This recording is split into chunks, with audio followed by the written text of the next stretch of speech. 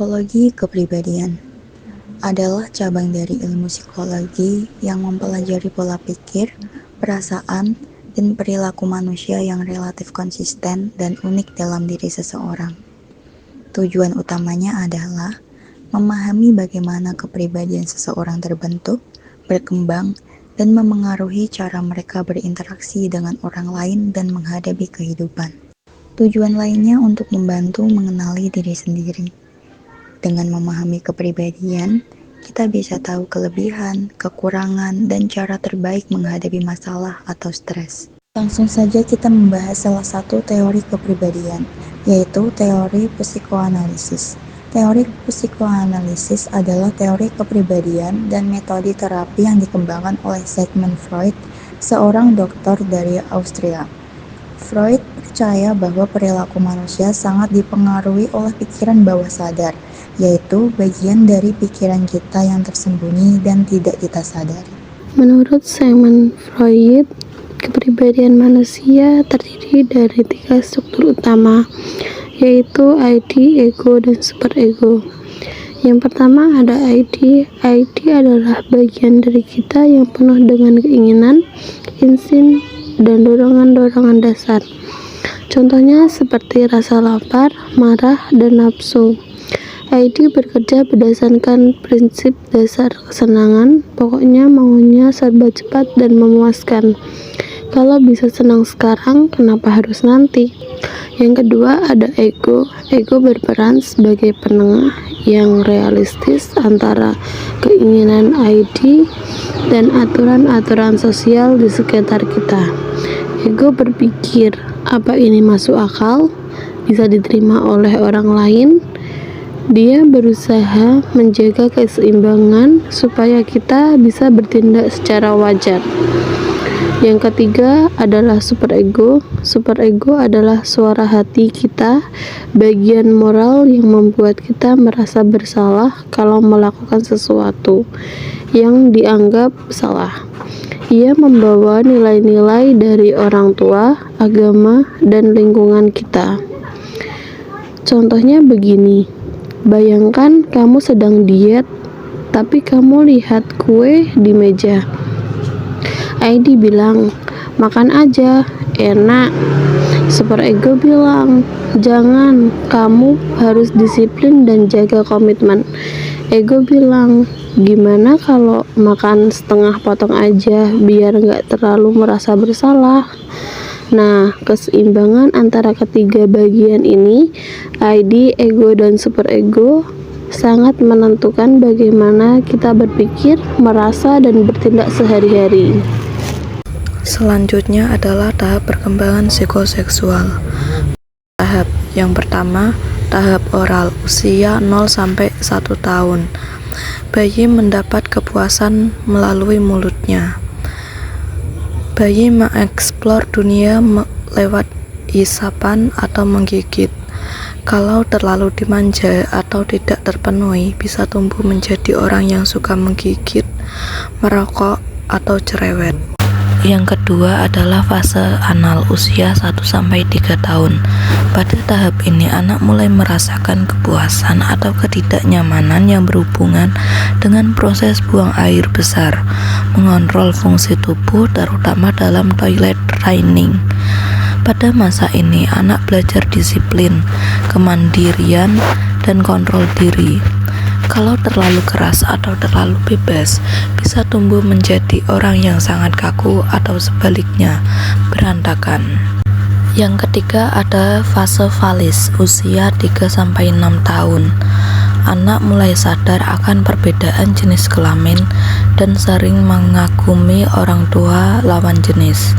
Seperti contohnya, anak laki-laki yang posesif terhadap ibunya dan tidak suka jika ibunya dekat dengan ayahnya. Jika konflik dengan orang tua tidak selesai, bisa muncul masalah identitas atau hubungan saat dewasa. Selanjutnya ada fase laten, usia 6-12 tahun, yaitu menurunnya minat seksual pada anak, di mana fokus anak bukan lagi pada kenikmatan tubuh, tetapi pada perkembangan sosial, intelektual, serta keterampilan. Yang terakhir adalah fase genital, yaitu dimulai dari masa remaja hingga dewasa, atau bisa juga disebut dengan masa kematangan seksual dan mulai menjalin hubungan dewasa. Orang dewasa yang sehat adalah yang mampu melewati semua tahap ini dengan baik, serta mampu membangun hubungan pernikahan yang saling mendukung tanpa ketergantungan atau kontrol berlebih. Pernah nggak sih kamu merasa sangat takut melakukan kesalahan?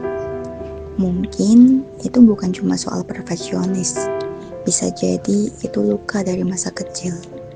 Mungkin waktu kecil kamu sering dimarahi, bahkan untuk hal sepele, atau lebih menyakitkan lagi, kamu diabaikan. Saat kamu butuh pelukan, mereka diam. Saat kamu salah, yang datang bukan bimbingan tapi bentakan. Akhirnya, kamu tumbuh dengan keyakinan kalau aku salah, aku nggak layak disayang. Luka itu membentuk superego yang keras, penjaga moral dalam dirimu yang terus menuntut kamu buat sempurna. Superego itu harus menuntun, tapi saat dibangun dari rasa takut, dia berubah jadi penghakim. Dan ya, sekarang kamu tumbuh jadi orang yang takut dikritik, takut kecewa orang lain, dan selalu ingin sempurna agar tidak disalahkan lagi. Padahal itu cuma cara kecilmu untuk bertahan. Semua karena luka yang gak pernah benar-benar disembuhkan.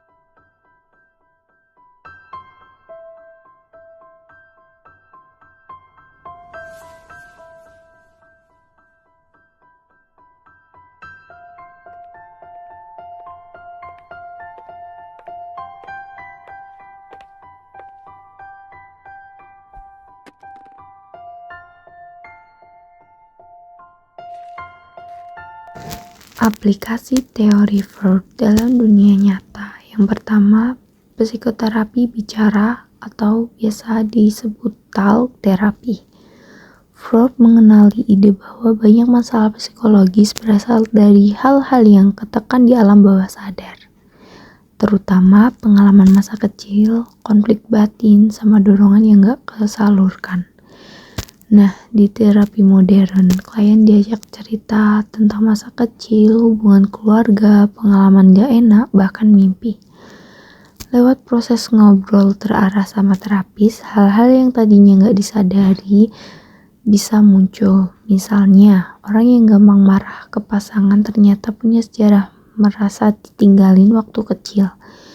Begitu pola itu kebaca, terapi bisa fokus ke penyembuhan emosi yang belum kelar, bukan cuma meredam gejala sekarang.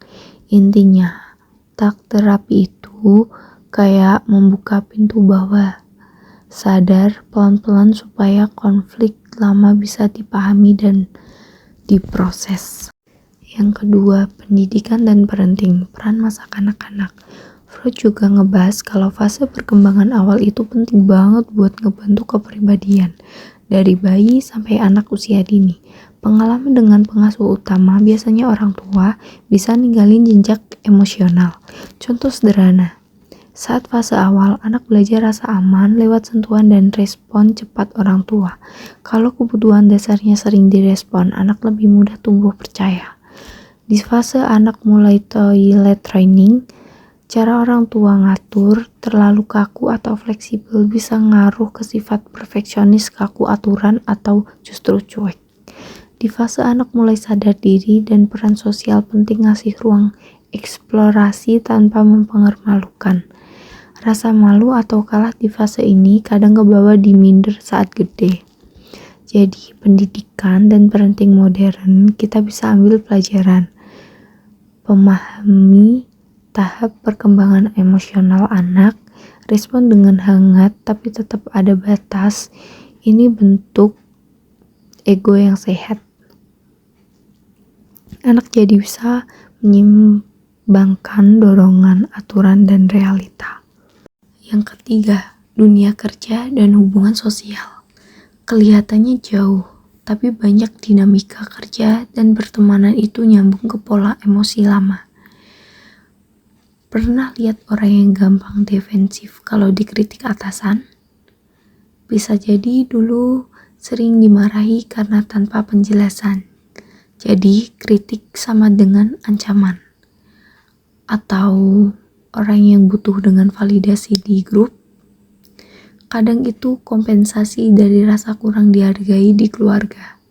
Freud bantu kita nyadar bahwa respon emosional yang kebangetan sering bukan soal kejadian saat ini doang, atau muatan lama di bawahnya. Kalau bisa kita paham, kita bisa. Yang pertama, kenali pemicu pribadi atau trigger. Yang kedua, beda-bedain mana konflik kerja beneran, mana konflik masa lalu yang keangkat.